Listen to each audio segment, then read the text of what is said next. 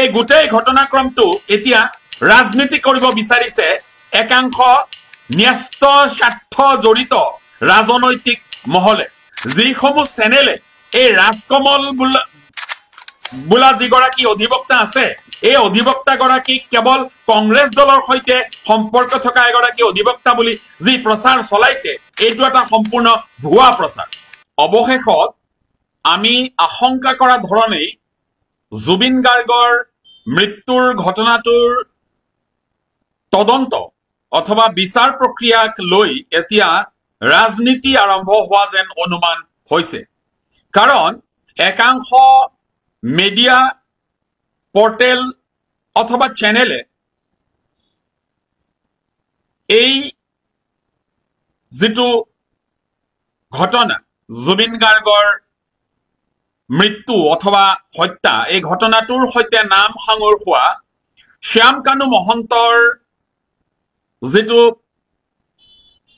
Writ petition honourable supreme কোৰ্টত তেওঁ দাখিল কৰিছে, সেই ৰিট পিটিশ্যনটোক লৈ সেই ৰিট পিটিশ্যনটো যিগৰাকী অধিবক্তাই তাত অধিবক্তা হিচাপে যিগৰাকীক নিযুক্ত কৰা হৈছে, সেই ৰাজকমল হেনো কংগ্ৰেছ দলৰ সৈতে সংযোগ থকা এগৰাকী অধিবক্তা, এই কথা একাংশ মিডিয়া অথবা পৰ্টেল চেনেলে প্ৰচাৰ চলোৱা দেখিবলৈ পাইছো।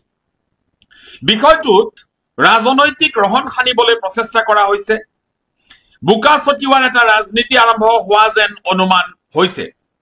এই যে বিষয়টো যে শ্যাম কানু মহন্তই নিযুক্ত কৰা অধিবক্তা গৰাকী কংগ্ৰেছ দলৰ সৈতে সম্পৰ্ক আছে বুলি যিটো কথা ৰাইজৰ সন্মুখত দাঙি ধৰিব বিচৰা হৈছে, এই কথা সম্পূৰ্ণ নস্যাৎ কৰি কংগ্ৰেছ সভাপতি গৌৰৱ গগৈয়ে কৈছে যে যিগৰাকী ৰাজকমলৰ কথা কোৱা হৈছে, অধিবক্তা ৰাজকমল, সেই ৰাজকমল বিজেপি দলৰ ব্যক্তি অমৰিন্দৰ সিঙৰ সৈতেহে সম্পৰ্ক থকা এগৰাকী অধিবক্তা।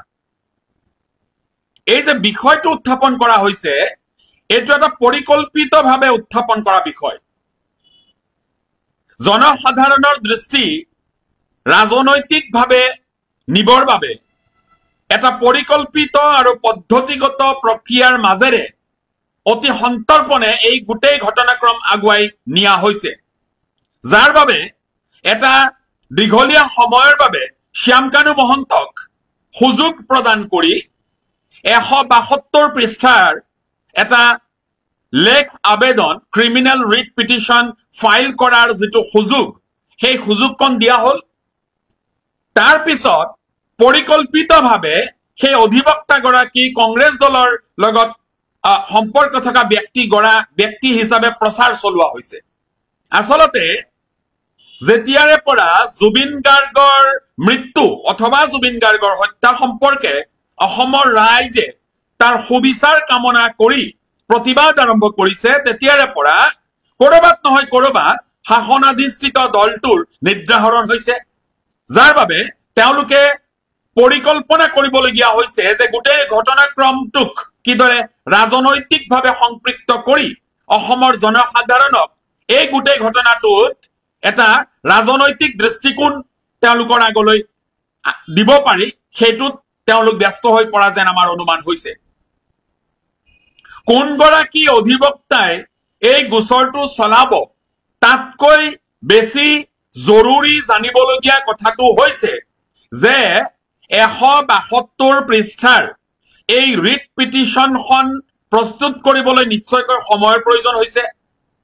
আৰু আটাইতকৈ ডাঙৰ কথাটো হৈছে যে এই যে ৰিট পিটিশ্যনখন দাখিল কৰা হ'ল, এই ৰিট পিটিশ্যনখন দাখিল কৰিবলৈ যাওঁতে নিশ্চয়কৈ শ্যাম কানু মহন্তই সেই সংশ্লিষ্ট যিগৰাকী অধিবক্তা, সেই অধিবক্তাগৰাকী নিয়োগ কৰাৰ সময়ত তেওঁ ওকালতনামাত চহী কৰিবলগীয়া হৈছে। 30 ছেপ্টেম্বৰ 2025 তাৰিখে যদি সেই ৰিট পিটিশ্যনখন দাখিল কৰা হৈছে, তেতিয়াহ'লে বিদেশত থকা শ্যাম কানু মহন্তৰ বাবে এয়া কিদৰে সম্ভৱ হ'ল যে সেই ওকালতনামাত তেওঁ চহী কৰিলে? কাৰণ আমি জনামতে শ্যামকানু মহন্তক গ্ৰেপ্তাৰ কৰি ভাৰতবৰ্ষলৈ অনা হৈছিল 1 অক্টোবৰত। তেতিয়াহ'লে তাৰ আগত সেই ওকালতনামাখনত সহি কৰিবৰ বাবে বা সেই গোটেই গোচৰটো ৰিট পিটিশ্যন ফাইল কৰাৰ বাবে যিখিনি প্ৰস্তুতি সেইখিনি কৰিবৰ বাবে কৰবাত নহয় কৰবাত তেওঁক ৰাজনৈতিকভাৱে সহায় বা সহযোগিতা কৰা হৈছে নেকি, এই কথাটোহে আমি জানিব বিচাৰিছো। বৰ আচৰিত আৰু ৰহস্যজনকভাৱে এই গোটেই ঘটনাক্ৰমটো এতিয়া ৰাজনীতি কৰিব বিচাৰিছে একাংশ ন্যস্ত স্বাৰ্থ জড়িত ৰাজনৈতিক মহলে। আজি কৰবাত নহয় কৰবাত চৰকাৰৰ বিৰুদ্ধে ক্ষোভ উজাৰিছে বহুতে, তদন্ত প্ৰক্ৰিয়া লেহেমীয়া হৈছে, অথবা বিচাৰ প্ৰক্ৰিয়াক লৈ বহুতে সন্দেহ প্ৰকাশ কৰিছে। তেনে এটা সময়ত এই যিটো এটা পৰিকল্পনা, এই পৰিকল্পনাৰ অংশ হিচাপে কংগ্ৰেছ দলত দোষাৰোপ কৰিবৰ বাবে যিটো পদ্ধতি তেওঁলোকে লৈছে, এই পদ্ধতি কিন্তু গৰিহণাযোগ্য। আজি তদন্ত নকৰাকৈ বা বিষয়সমূহ সুস্পষ্ট ধৰণে কোনো ধৰণৰ চালিজাৰি নোচোৱাকৈ যিসমূহ চেনেলে এই ৰাজকমল বোলা যিগৰাকী অধিবক্তা আছে, এই অধিবক্তা গৰাকীক কেৱল কংগ্ৰেছ দলৰ সৈতে সম্পৰ্ক থকা এগৰাকী অধিবক্তা বুলি যি প্ৰচাৰ চলাইছে, এইটো এটা সম্পূৰ্ণ ভুৱা প্ৰচাৰ।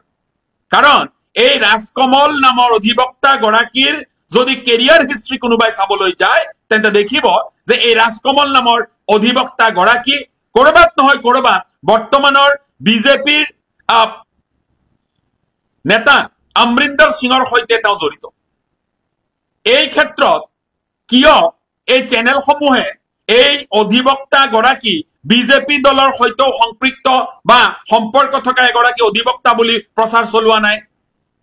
গতিকে নিশ্চয়কৈ উদ্দেশ্য প্ৰণোদিতভাৱে কংগ্ৰেছ দলক অকণমান কৰবাত হেয় প্ৰতিপন্ন কৰিবৰ বাবে বা কংগ্ৰেছ দলৰ বিৰুদ্ধে মানুহৰ ক্ষোভ উপঞ্জীভূত কৰিবৰ বাবে এই ধৰণৰ অপপ্ৰচাৰ চলোৱাটো কিন্তু এই জুবিন গাৰ্গৰ এই যিটো হত্যাৰ বিচাৰ, এই বিচাৰ প্ৰক্ৰিয়াটোত কৰবাত নহয় কৰবাত আউল লগাব পাৰে বুলি আমি সন্দেহ কৰিছো।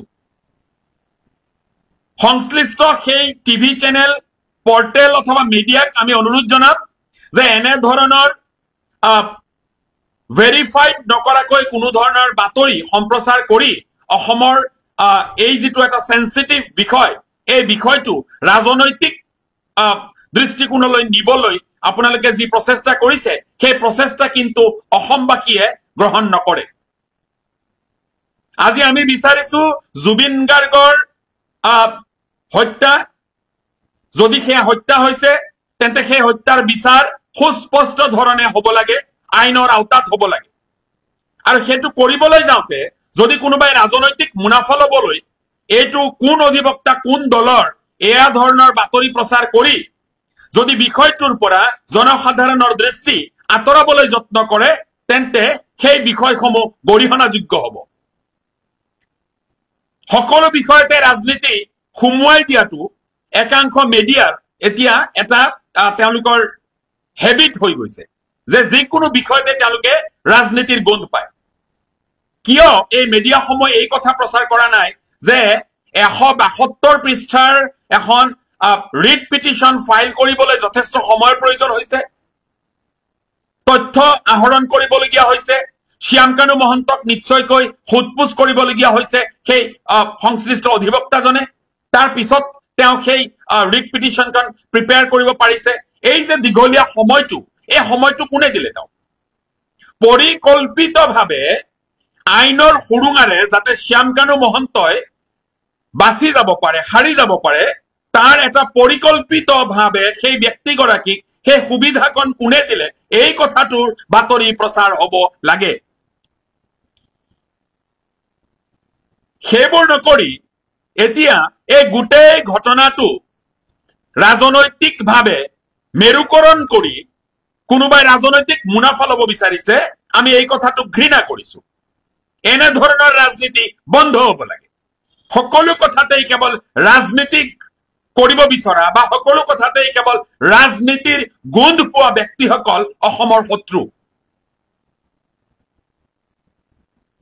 আজি জাতি ধৰ্ম দল নিৰ্বিশেষে সি কংগ্ৰেছ হওক বা আইন কোনো দলেই নহওক কিয় সকলোৱে বিচাৰিছে জুবিন গাৰ্গৰ হত্যাৰ যি বিচাৰ সেই বিচাৰ সুনিৰ্দিষ্ট ধৰণে হওক হত্যাকাৰীসকলে উচিত শাস্তি পাওক সেয়া বিচাৰিছে কিন্তু সেইটো কৰিবলৈ যাওঁতে আজি কাৰোবাক এনেদৰে পৰিকল্পিতভাৱে দোষাৰোপ কৰা কাৰ্যক আমি নিন্দা কৰিছো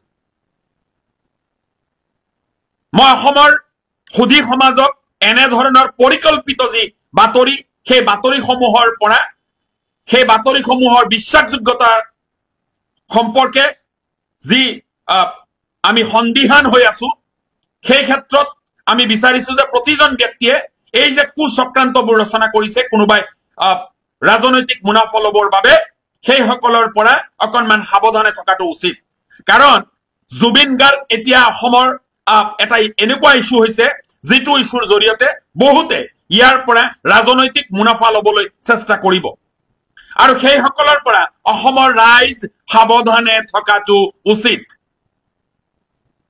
কংগ্ৰেছ দলও বিচাৰিছে যে জুবিন গাৰ্গৰ হত্যাকাৰীয়ে শাস্তি পাওক কিন্তু এইদৰে 2026 নিৰ্বাচনটো সন্মুখত ৰাখি এতিয়া এই যে বুকা ছটিওৱাৰ যিটো ৰাজনীতি আৰম্ভ কৰিব বিচাৰিছে কোনোবাই এই ৰাজনীতিটো অতি শীঘ্ৰে বন্ধ হ'ব লাগে